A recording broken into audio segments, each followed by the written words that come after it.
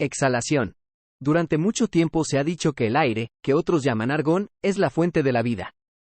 Pero lo cierto es que no es así, en absoluto, y grabo estas palabras para explicar cómo llegué a comprender la verdadera fuente de la vida y, a modo de corolario, los motivos por los que la vida tocará un día a su fin. Durante la mayor parte de la historia, la afirmación que postula que extraemos vida del aire fue tan obvia que no había necesidad de ratificarla. Cada día consumimos 2 pulmones enteros de aire. Cada día nos sacamos del pecho los vacíos y los sustituimos por otros llenos. Si una persona es descuidada y deja que el nivel de aire disminuya en exceso, siente la pesadez de las extremidades y una necesidad creciente de rellenarlos. Es tremendamente raro que una persona sea incapaz de conseguir como mínimo un repuesto de pulmón antes de que el par instalado se vacíe. En las desafortunadas ocasiones en las que así sucede, cuando alguien se encuentra atrapado y no puede moverse, sin nadie cerca que lo asista, muere a los pocos segundos de quedarse sin aire. Pero en el curso habitual de la vida, nuestra necesidad de aire está lejos de nuestros pensamientos, y de hecho muchos dirían que satisfacer tal necesidad es la menos importante a la hora de acudir a las estaciones de llenado. Porque las estaciones de llenado son el espacio principal para la conversación social, los lugares de donde extraemos sustancia tanto emocional como física. Todos guardamos recambios de pulmones llenos en nuestras casas, pero cuando uno está solo, el acto de abrirnos el pecho y sustituirnos los pulmones puede antojarse poco más que una tarea cansina. En compañía de otros, en cambio, se convierte en una actividad comunitaria, un placer compartido. Si uno está excesivamente ocupado o se siente poco sociable, puede limitarse a coger un par de pulmones llenos, instalárselos y dejarlos vacíos en la otra punta de la habitación. Si uno tiene unos minutos libres, es cortesía elemental conectar los pulmones vacíos a un dispensador de aire y rellenarlos para la siguiente persona. Pero la práctica más extendida, con diferencia, consiste en quedarse y pasar un rato en compañía de otros, comentar las noticias del día con amigos o conocidos y, de paso, ofrecer pulmones recién rellenados a nuestro interlocutor. Si bien esto, quizá, no puede considerarse compartir aire en el sentido más estricto, sí se deriva una camaradería de la conciencia de que todo nuestro aire proviene de la misma fuente, dado que los dispensadores no son más que los terminales visibles de tuberías que se extienden desde el reservorio de aire alojado en lo más hondo del subsuelo, el gran pulmón del mundo, la fuente de todo nuestro alimento. Se devuelven muchos pulmones a la misma estación de llenado al día siguiente, pero tantos otros circulan por otras estaciones cuando la gente visita distritos vecinos. Los pulmones son idénticos en apariencia, cilindros lisos de aluminio, de manera que no se puede distinguir si un pulmón en concreto ha estado siempre cerca de casa o si ha recorrido largas distancias. Y de la misma forma que los pulmones pasan de persona a persona y de distrito a distrito, pasan las noticias y los cotilleos. De este modo, se pueden recibir noticias de distritos remotos, incluso de aquellos en la mismísima frontera del mundo, sin necesidad de salir de casa, aunque personalmente disfruto viajando. He recorrido el camino que va hasta la frontera del mundo y he visto el muro de cromo sólido que se extiende desde tierra firme hasta el cielo infinito. Fue en una de las estaciones de llenado donde oí por primera vez los rumores que motivaron mi investigación y me condujeron a mi definitiva iluminación. Comenzó de manera bastante inocente, con un comentario del pregonero público de nuestro distrito. En el mediodía del primer día de cada año, es tradición que el pregonero recite un pasaje en verso, una oda compuesta hace mucho para esta celebración anual, que tarda en recitarse exactamente 1 hora. El pregonero aludió al hecho de que, en su última actuación, el reloj del torreón tocó la hora antes de que terminase, algo que nunca antes había sucedido. Otra persona comentó que ya era coincidencia, porque acababa de volver de un distrito colindante donde el pregonero público se había quejado de la misma incongruencia. Nadie le dio demasiadas vueltas al asunto más allá de la simple constatación que dimos por sentada. No fue hasta pocos días después, cuando llegó el rumor de una desviación similar entre el pregonero y el reloj de un tercer distrito, cuando se insinuó que aquellas discordancias podrían evidenciar un defecto en el mecanismo común a todos los relojes de los torreones, si bien era curioso que provocara que los relojes anduvieran más rápido en lugar de más despacio. Los relojeros investigaron los relojes de los torreones en cuestión, pero durante la inspección no pudieron discernir ninguna imperfección. De hecho, al compararlos con los artefactos que normalmente se emplean para tales propósitos de calibrado, se llegó a la conclusión de que todos los relojes de los torreones habían vuelto a marcar un ritmo perfecto. Yo mismo encontré la cuestión interesante hasta cierto punto, pero estaba demasiado concentrado en mis propios estudios como para dedicar demasiada atención a otros temas. Era y soy estudiante de anatomía, y, a fin de proporcionar un contexto para mis acciones posteriores, hablaré brevemente de mi experiencia en este ámbito. La muerte es poco común, por suerte, debido a que somos longevos, y los percances fatales son infrecuentes, pero eso dificulta el estudio de la anatomía, sobre todo teniendo en cuenta que los accidentes lo bastante graves como para provocar la muerte dejan los restos del difunto demasiado dañados para el estudio. Si los pulmones revientan estando llenos, la potencia explosiva puede partir en dos el cuerpo que los envuelve, rajando el titanio como si fuera hojalata. En el pasado, los anatomistas centraban su atención en las extremidades, que eran las partes más susceptibles de quedar intactas. Durante la primerísima lección de anatomía a la que asistí hace un siglo, el ponente nos enseñó un brazo cortado, con el revestimiento retirado para revelar la densa columna de varas y pistones del interior. Recuerdo vívidamente cómo, tras conectar sus cánulas arteriales al pulmón de pared que tenía en el laboratorio, fue capaz de manipular las varas impulsoras que sobresalían de la base del brazo destrozado, y en respuesta la mano se abrió y cerró a intervalos. En el transcurso de estos años, nuestro campo ha avanzado hasta el punto de que los anatomistas son capaces de reparar extremidades dañadas y, ocasionalmente, unir de nuevo una extremidad amputada. Al mismo tiempo, hemos logrado estudiar la fisiología de la vida. Yo he dado una versión de aquella primera lección que presencié, durante la cual abrí el revestimiento de mi propio brazo y dirigí la atención de mis alumnos hacia las varas que se contraían y extendían cuando movía los dedos. A pesar de dichos avances, el campo de la anatomía conserva en su núcleo un gran misterio sin resolver, la cuestión de la memoria. Mientras que sabemos algo sobre la estructura del cerebro, su fisiología es tristemente difícil de estudiar dada la extrema fragilidad del mismo. Es típico en los casos de accidente fatal, cuando el cráneo queda fracturado, que el cerebro se escape en medio de una nube de oro, dejando poco más que filamentos y hojas en jirones en las que nada útil puede distinguirse. Durante décadas, la teoría predominante sobre la memoria fue que el conjunto de las experiencias de una persona estaba inscrito en láminas de papel de oro. Eran estas láminas, desgarradas por el impacto, las que constituían la fuente de las diminutas escamas que se encontraban tras los accidentes. Los anatomistas recogían los pedazos de papel de oro, tan finos que la luz pasaba a través en tonos verdosos, y dedicaban años a la tentativa de reconstruir las láminas originales, con la esperanza de acabar descifrando los símbolos con los que las recientes experiencias de los fallecidos estaban inscritas. Yo no suscribía esta teoría, conocida como la hipótesis de la inscripción, por la sencilla razón de que si todas nuestras experiencias estuviesen realmente inscritas, ¿por qué están incompletas nuestras memorias? Los defensores de la hipótesis de la inscripción propusieron una explicación para el olvido insinuando que con el tiempo las láminas de papel se desalineaban de la aguja que lee los recuerdos, hasta que las láminas más viejas se desviaban completamente del contacto con la misma, pero nunca me resultó convincente. Aunque no me costaba comprender el atractivo de dicha teoría, yo también había dedicado muchas horas a examinar las escamas de oro en el microscopio y era capaz de imaginarme lo gratificante que sería regular el botón de reajuste y ver cómo los símbolos legibles quedaban reenfocados. Es más, ¿no sería maravilloso descifrar los más antiquísimos recuerdos de personas fallecidas, esas que el sujeto había olvidado? Ninguno de nosotros era capaz de recordar poco más que un centenar de años atrás, y los registros escritos, informes que nosotros mismos inscribíamos, pero de los que apenas guardábamos recuerdo, se remontaban solo a unos cuantos centenares de años.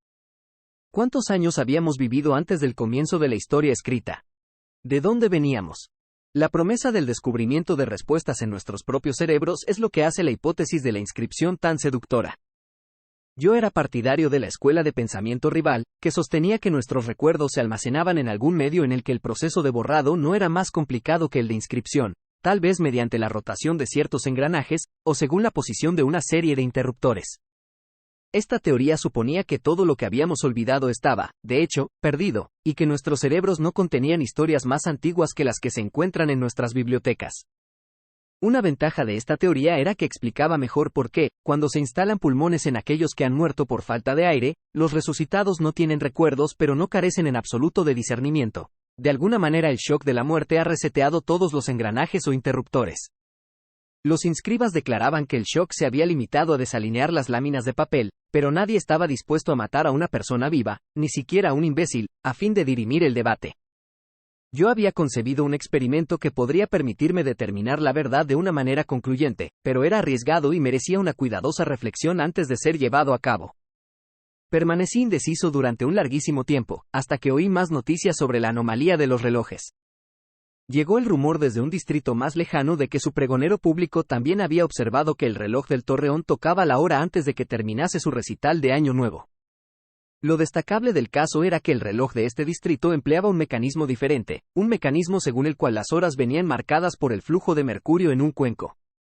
Aquí no podía explicarse la discordancia por un fallo mecánico común. La mayoría de gente sospechaba que se trataba de un fraude, una broma perpetrada por malhechores. Yo tenía una sospecha distinta, más sombría y que no osaba pronunciar en voz alta, pero que resolvió mi forma de proceder. Estaba dispuesto a llevar a cabo mi experimento. La primera herramienta que construí fue de lo más simple. En mi laboratorio fijé 4 prismas enmarcados en soportes y los alineé cuidadosamente de manera que las puntas formasen los ángulos de un rectángulo. Cuando estuvieron colocados así, un rayo de luz dirigido hacia uno de los prismas de abajo se reflejaba arriba, luego hacia atrás, abajo, y por último, de nuevo hacia adelante en un cuadrilátero en bucle. Por consiguiente, cuando me sentaba con los ojos a la altura del primer prisma, obtenía una vista clara de la parte posterior de mi cabeza. Este periscopio solipsístico conformaba la base de todo lo que habría de venir. Un dispositivo rectangular de engranajes accionables parecido permitía un desplazamiento de acción para acompañar al desplazamiento de visión facilitado por los prismas. El panel de engranajes accionables era mucho más grande que el periscopio y aún así relativamente sencillo desde el punto de vista de su diseño. Por contraste, lo que iba acoplado al extremo de aquellos dos mecanismos era, con diferencia, más intrincado. Al periscopio le añadí un microscopio binocular montado en un armazón capaz de balancearse de lado a lado y de arriba a abajo. A los engranajes accionables les añadí una serie de manipuladores de precisión, aunque esta descripción apenas hace justicia a aquellas cumbres del arte mecánico. Combinando la inventiva de los anatomistas y la inspiración proporcionada por las estructuras corporales que estudiaban, los manipuladores permitían al operador llevar a cabo cualquier tarea que normalmente habría realizado a mano, pero a una escala mucho más pequeña. Armar todo este equipo me llevó meses, pero no podía permitirme menos meticulosidad. Una vez los preparativos estuvieron listos, fui capaz de colocar las manos en un nido de interruptores y palanquitas y controlar un par de manipuladores situados en mi nuca y usar el periscopio para ver sobre qué actuaban. A partir de ese momento sería capaz de diseccionar mi propio cerebro. La sola idea ha de sonar a pura locura, lo sé, y de habérsela comunicado a cualquiera de mis colegas sin duda habrían tratado de detenerme. Pero no podía pedirle a nadie que se pusiera en peligro en nombre de la investigación anatómica, y dado que deseaba llevar a cabo la disección en persona, no me conformaría con ser simplemente el sujeto pasivo de dicha operación. La autodisección era la única posibilidad. Cogí una decena de pulmones llenos y los interconecté por medio de un distribuidor. Encajé este ensamblaje bajo la mesa de trabajo ante la que me sentaría y ubiqué un dispensador para conectármelos directamente a las válvulas bronquiales del pecho. Esto me proporcionaría 6 días de aire. En previsión de que no llegase a completar mi experimento dentro de dicho periodo, había programado la visita de un colega cuando expirara el tiempo estipulado. Daba por hecho, sin embargo, que la única manera de que no hubiera acabado la operación en ese periodo sería haberme provocado la muerte. Empecé por quitar la placa curvadísima que forma la parte posterior y superior de mi cabeza, luego las otras dos, curvadas más levemente, que forman los laterales.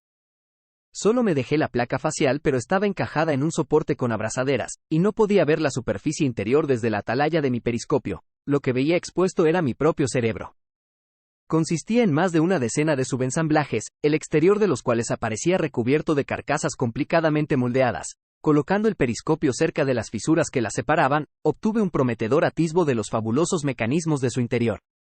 Incluso con lo poco que veía podía decir que aquel era el motor más hermosamente complejo que había contemplado, tan superior, con diferencia, a cualquier artefacto construido por el hombre que tenía que ser indiscutiblemente de origen divino.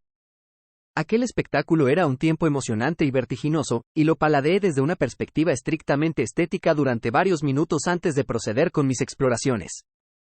Generalmente se conjeturaba que el cerebro estaba dividido en un motor ubicado en el centro de la cabeza que llevaba a cabo la cognición en sí, rodeado de una serie de componentes en los que se almacenaban los recuerdos. Lo que observé coincidía con esta teoría, dado que los subensamblajes periféricos parecían asemejarse entre ellos, mientras que el subensamblaje del centro parecía distinto, más heterogéneo y con más partes móviles. Sin embargo, la articulación de los componentes quedaba demasiado apretujada como para ver gran cosa de su funcionamiento. Si pretendía aprender algo más necesitaría un punto de observación más cercano. Cada subensamblaje contaba con un depósito de aire, alimentado por una cánula que se extendía desde un regulador en la base de mi cerebro. Centré el periscopio en el subensamblaje de más atrás y, utilizando los manipuladores remotos, desconecté rápidamente la cánula de desagüe e instalé una más larga en su lugar. Había practicado esta maniobra innumerables veces a fin de poder llevarla a cabo en cuestión de segundos. Aún así, no estaba convencido de poder completar la conexión antes de que el subensamblaje agotara su depósito local. No continué hasta quedar convencido de que la operación del componente no había sido interrumpida. Recoloqué la cánula más larga para obtener una vista mejor de lo que había en la fisura detrás de aquello. Otras cánulas que lo conectaban con los componentes adyacentes. Utilizando el par de manipuladores más finos para introducirme en la grieta más estrecha, sustituí las cánulas una a una por las largas. Al final me abrí paso por el subensamblaje entero y sustituí cada conexión del resto de mi cerebro. Ahora era capaz de desencajar aquel subensamblaje del soporte que lo aguantaba y sacar la sección íntegra de lo que había sido la parte posterior de mi cabeza. Sabía que era posible que hubiera dañado mi capacidad de pensar y que fuese incapaz de darme cuenta, pero unas pruebas aritméticas básicas sugirieron que me encontraba en perfecto estado. Con un subensamblaje colgando de un andamio más arriba, tenía ahora una mejor vista del motor cognitivo del centro de mi cerebro, pero no había espacio suficiente para introducir el accesorio del microscopio e inspeccionar de más cerca. Para poder examinar realmente los mecanismos de mi cerebro tendría que desplazar como mínimo media docena de subensamblajes. Laboriosa, meticulosamente, repetí el proceso de sustitución de cánulas con otros subensamblajes, reposicionando 2 de más atrás, 2 de más arriba y otras 2 de los laterales, suspendiendo las 6 del andamio colocado sobre mi cabeza. Cuando acabé, mi cerebro parecía como una explosión congelada una fracción infinitesimal de segundo después de la detonación, y de nuevo sentí vértigo al pensar en ello. Pero finalmente el motor cognitivo quedó expuesto, soportado por un pilar de cánulas y engranajes accionables que continuaban tronco abajo. Ahora también tenía espacio para rotar mi microscopio en un radio de 360 grados y pasear la vista por las facetas internas de los subensamblajes que había movido. Lo que vi fue un microcosmos de maquinaria áurea, un paisaje de diminutos rotores giratorios y compresores de pistones en miniatura. Ante semejante panorama, me pregunté dónde estaba mi cuerpo. Los conductos que desplazaban mi visión y acción por la sala no eran en principio distintos de los que conectaban mis ojos y manos originales a mi cerebro. En lo que durase aquel experimento, ¿acaso no eran aquellos manipuladores, en esencia, mis manos? ¿Acaso no eran aquellas lentes de aumento en el extremo de mi periscopio, en esencia, mis ojos? Era una persona del revés, con el cuerpo diminuto, fragmentado, en el centro de mi propio cerebro distendido. En esta inconcebible configuración empecé a explorarme. Dirigí mi microscopio hacia uno de los subensamblajes de memoria y comencé a examinar su diseño. No tenía expectativas de ser capaz de descifrar mis recuerdos, solo pretendía adivinar el método por el cual se inscribían. Tal y como había predicho, no había resmas de láminas a la vista, pero para mi sorpresa tampoco vi paneles de ruedas dentadas ni interruptores. En lugar de eso, el subensamblaje parecía consistir casi exclusivamente en un panel de túbulos de aire. A través de los intersticios entre túbulos fui capaz de atisbar ondas propagándose por el interior del panel. A base de una cuidadosa inspección y un aumento creciente de las lentes, distinguí que los túbulos se ramificaban en diminutos capilares de aire, entretejidos en una densa celosía de cables en los que se engastaban hojas de oro por medio de bisagras. Bajo la influencia del aire que se escapaba de los capilares, las hojas quedaban colocadas en una gran variedad de posiciones. No se trataba de interruptores en el sentido convencional, dado que su posición estaba a merced de las corrientes de aire, pero conjeturé que aquellos eran los interruptores que había estado buscando, el medio en el que mis recuerdos se inscribían. Las ondas que había observado tenían que ser actos de memoria, a medida que una cadena de hojas se leía y se enviaba de vuelta al motor cognitivo. Pertrechado con esta nueva comprensión, dirigí mi microscopio hacia el motor cognitivo. Aquí también observé una celosía de cables, pero estos no contaban con hojas suspendidas en una posición. Aquí las hojas se agitaban adelante y atrás casi demasiado rápido como para verlas. De hecho, prácticamente la totalidad del motor cognitivo parecía en movimiento, y consistía más en cuadrículas que en capilares de aire, y me pregunté cómo podía alcanzar el aire todas las hojas de oro de una manera coherente. Durante muchas horas escudriñé las hojas, hasta que me di cuenta de que estas mismas desempeñaban el papel de capilares. Las hojas formaban conductos y válvulas temporales que existían el tiempo suficiente para redirigir el aire a otras hojas a su vez, y acto seguido desaparecían. Se trataba de un motor sujeto a una transformación continua, modificándose a sí mismo como parte de su funcionamiento. La cuadrícula no era tanto una máquina como una página en la cual la máquina era escrita, y en la cual la máquina misma escribía incesantemente. Se podía decir que mi conciencia se codificaba en la posición de aquellas diminutas hojas, pero sería más preciso decir que se codificaba en el cambiante patrón de aire que afectaba a aquellas hojas. Al observar las oscilaciones de aquellas escamas de oro, vi que el aire no se limita, como siempre había dado por hecho, a proporcionar energía al motor que lleva a cabo nuestros pensamientos. Todo lo que somos es un patrón de flujo aéreo. Mis recuerdos estaban inscritos no como muescas sobre láminas ni en la posición de unos interruptores, sino como persistentes corrientes de argón. En los instantes posteriores a la deducción de la naturaleza de aquel mecanismo en celosía, un torrente de intuiciones penetró en mi conciencia en rápida sucesión. La primera y más trivial fue la comprensión de por qué el oro, el más maleable y dúctil de los metales, era el único material del que podían estar hechos nuestros cerebros. Solo la más finísima de las láminas podía moverse lo suficientemente rápido para mantener en funcionamiento semejante mecanismo, y solo el más delicadísimo filamento podía hacerle las veces de bisagra. Por comparación, la viruta de cobre que levanta mi aguja según grabo estas palabras y que sacudo al acabar cada página es tan gruesa y pesada como chatarra. Aquello sí que era un medio en el que el borrado y el grabado podían llevarse a cabo con rapidez, mucho más que con ningún dispositivo de interruptores o ruedecillas. Lo que quedó claro a continuación fue por qué instalar pulmones llenos en una persona que ha muerto por falta de aire no lo resucita. Las hojas de la celosía permanecen en equilibrio entre continuas bolsas de aire. Esta disposición les permite revolotear velozmente adelante y atrás, pero también significa que si el flujo de aire cesa en algún momento todo se pierde. Las hojas al completo cuelgan a plomo en idéntica posición y se borran los patrones y las conciencias que representan. Reanudar el suministro de aire no puede recrear lo que se ha desvanecido. Este era el precio de la velocidad. Un medio más estable para almacenar patrones supondría que nuestras conciencias operarían mucho más lentamente. Fue entonces cuando percibí la solución a la anomalía de los relojes. Vi que la velocidad de movimiento de aquellas hojas dependía de que el aire las soportara. Con suficiente flujo de aire, las hojas podían moverse casi sin fricción. Si se movían más despacio era porque estaban siendo sometidas a más fricción, cosa que solo podía suceder si las bolsas de aire que las soportaban eran más finas y el aire que fluía a través de la celosía se movía con menos fuerza. No es que los relojes de los torreones marchen más rápido. Lo que está sucediendo es que nuestros cerebros van más lento. Los relojes de los torreones funcionan mediante péndulos, cuyo tempo jamás varía, o por medio de un flujo de mercurio que pasa por un tubo y que nunca cambia. Pero nuestros cerebros dependen de la circulación del aire, y cuando ese aire fluye más despacio, nuestros pensamientos se ralentizan, haciendo que nos parezca que los relojes van más rápido. Había temido que nuestros cerebros se estuviesen volviendo más lentos, y fue esta posibilidad lo que me empujó a emprender mi autodisección. Pero daba por hecho que nuestros motores cognitivos, si bien propulsados a base de aire, tenían a fin de cuentas una naturaleza mecánica, y que cierto aspecto del mecanismo se estaba deformando gradualmente por agotamiento, y que esta era la causa de la ralentización. Esto habría sido nefasto, pero al menos había esperanzas de que pudiésemos reparar el mecanismo y restaurar la velocidad de funcionamiento original de nuestros cerebros. Pero si nuestros pensamientos eran simplemente patrones de aire más que movimientos de ruedas dentadas, el problema era mucho más grave, porque ¿qué podía estar provocando que el aire que fluía a través del cerebro de cada persona se moviese a una velocidad menor?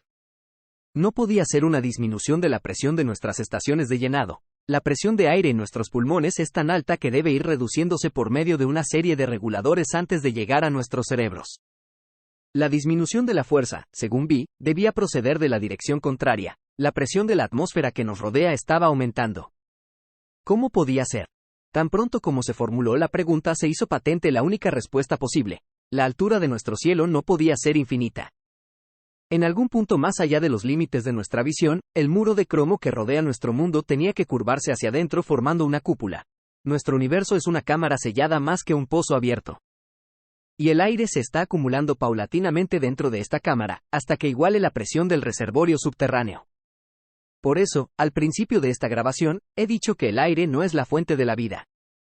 El aire no puede crearse ni destruirse, la cantidad total de aire del universo permanece constante, y si el aire fuera lo único que necesitáramos para vivir, jamás moriríamos.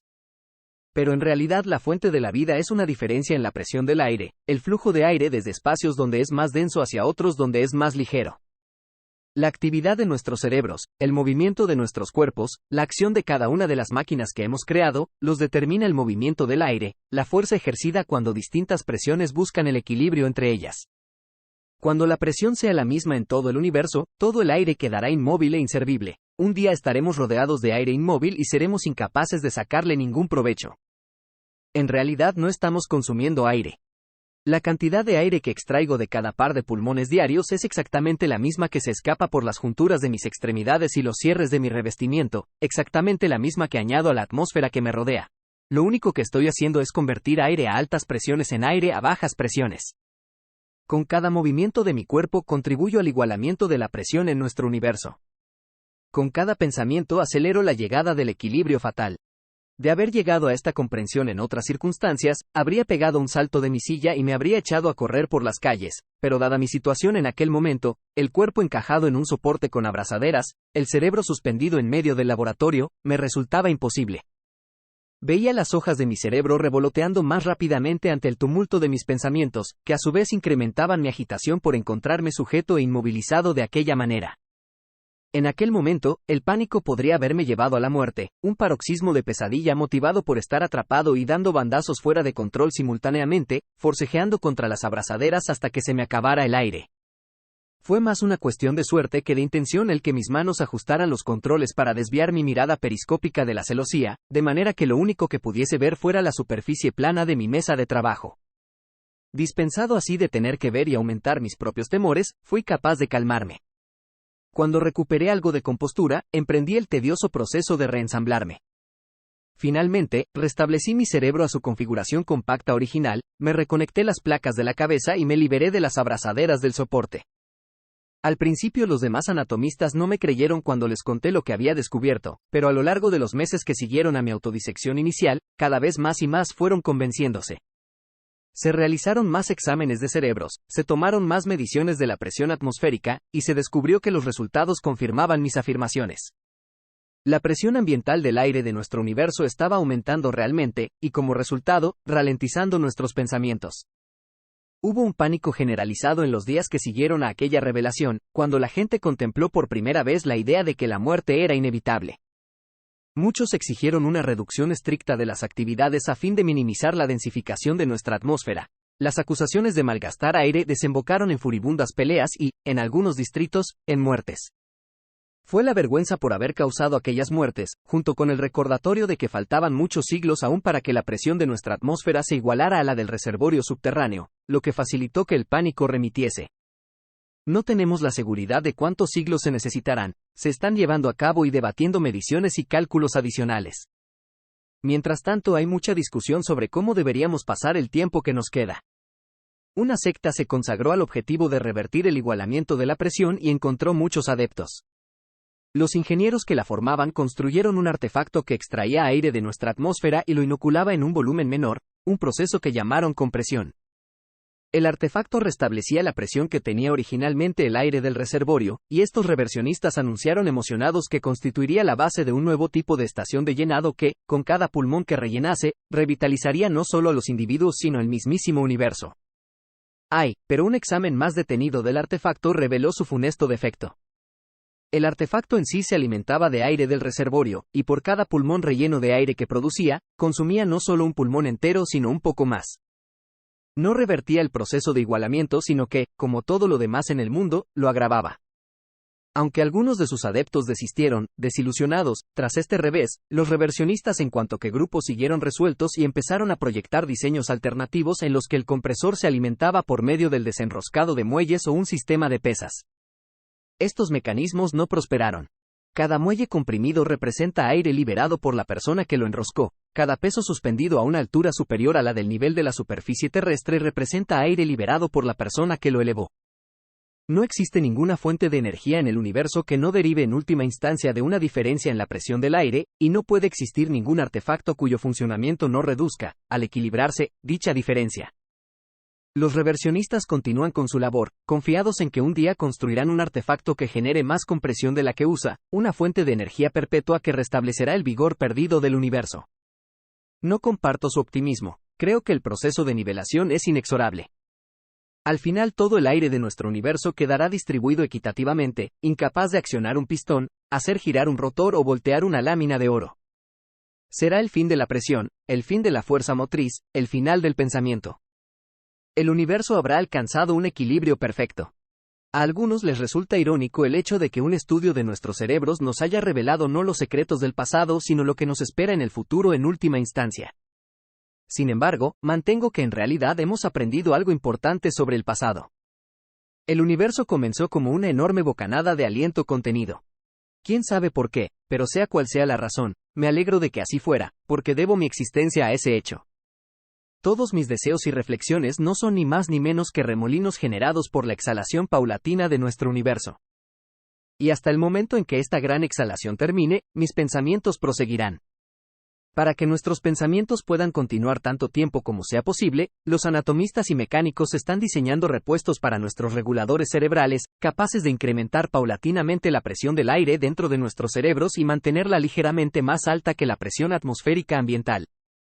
Una vez se instalen, nuestros pensamientos continuarán más o menos a la misma velocidad aun cuando el aire se espese a nuestro alrededor. Al final la presión diferencial caerá a tales niveles que nuestras extremidades se debilitarán y nuestros movimientos se irán volviendo cada vez más pesados.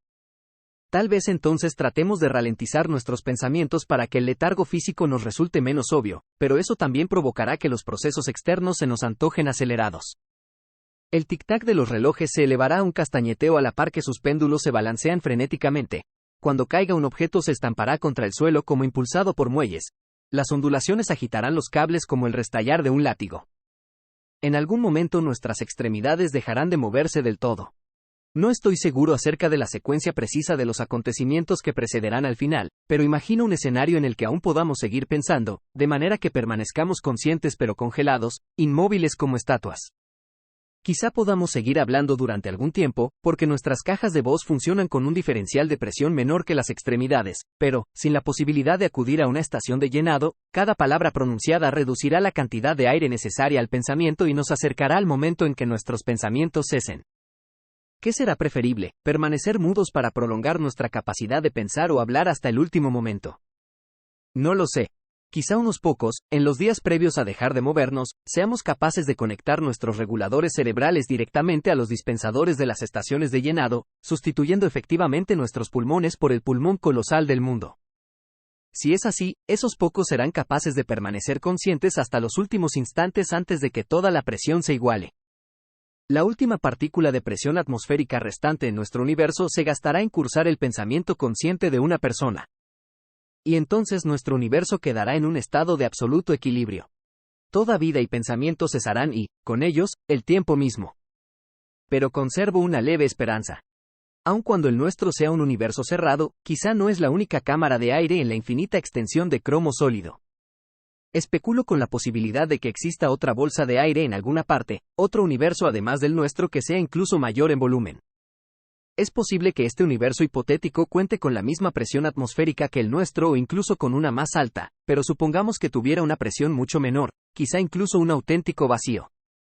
El cromo que nos separa de este supuesto universo es demasiado denso y demasiado duro como para perforarlo, así que no hay modo de llegar a él por nuestra cuenta, no hay manera de purgar el exceso de atmósfera de nuestro universo y recuperar así fuerza motriz. Pero fantaseo con que ese universo adyacente cuente con sus propios habitantes, con mayores facultades que nosotros. ¿Y si ellos fueran capaces de crear un conducto entre los dos universos e instalar válvulas para liberar aire del nuestro? Podrían usar nuestro universo como reservorio, colocando dispensadores con los que podrían rellenar sus pulmones, y utilizar nuestro aire como una forma de impulsar su propia civilización. Me anima imaginar que el aire que un día me alimentó a mí pueda alimentar a otros, creer que el aliento que me permite grabar estas palabras pueda un día fluir a través del cuerpo de otro. No me engaño pensando que esto podría ser una manera de vivir de nuevo, porque yo no soy ese aire, yo soy el patrón que asumió temporalmente. El patrón que soy yo, los patrones que son el mundo entero en el que vivimos, habrán desaparecido. Pero tengo una esperanza incluso más leve. No solo que esos habitantes usen nuestro universo como reservorio, sino que una vez lo hayan vaciado de su aire, sean capaces un día de abrir un pasaje y entrar realmente en nuestro universo como exploradores. Deambularán por nuestras calles, verán nuestros cuerpos congelados, rebuscarán entre nuestras posesiones y se preguntarán por las vidas que llevamos. Esa es la razón por la que he escrito este informe. Tú, espero, eres uno de esos exploradores. Tú, espero, encontraste estas hojas de cobre y descifraste las palabras grabadas en su superficie. E independientemente de que tu cerebro funcione impelido por el aire que impelió el mío o no, por medio del acto de leer estas palabras, los patrones que forman tus pensamientos se vuelven una imitación de los patrones que un día formaron los míos. Y de esta manera vivo de nuevo a través de ti. Tus camaradas exploradores habrán encontrado y leído otros libros que dejamos, y por medio de la acción combinada de vuestras imaginaciones, mi civilización al completo vive de nuevo. Mientras recorréis nuestros silenciosos distritos, imaginadlos como fueron, con los relojes de los torreones tocando las horas, las estaciones de llenado atestadas de vecinos cotilleando, los pregoneros recitando versos en las plazas públicas y los anatomistas dando conferencias en las aulas. Visualizad todo esto la próxima vez que miréis el mundo congelado que os rodea, y en vuestras mentes, volverá a ser animado y vivaz. Te deseo lo mejor, explorador, pero me pregunto, ¿acaso os espera el mismo destino que me aguardó a mí?